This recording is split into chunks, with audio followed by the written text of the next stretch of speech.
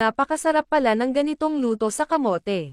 Maglaga ng kamote. Balatan at gadgarin ito. Magtunaw ng butter sa kawali. Magbuhos ng ube condensed milk at all-purpose cream.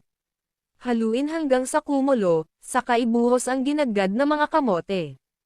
Haluin hanggang sa matuyo ang mixture, magtunaw ng cornstarch sa tubig at ibuhos ito sa kamote.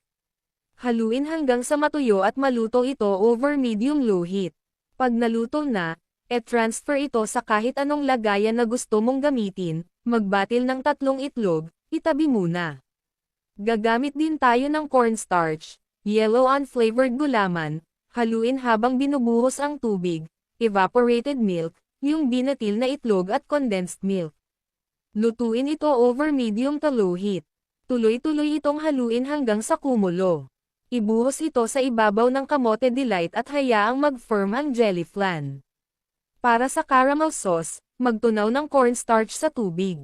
Magtunaw ng asukal sa saucepan hanggang sa maging amber ang kulay. Ibuhos ang cornstarch water mixture at haluin hanggang maging thick ang mixture. Ibuhos ito sa ibabaw ng jelly flan. Palamigan ito at i-chill bago kainin.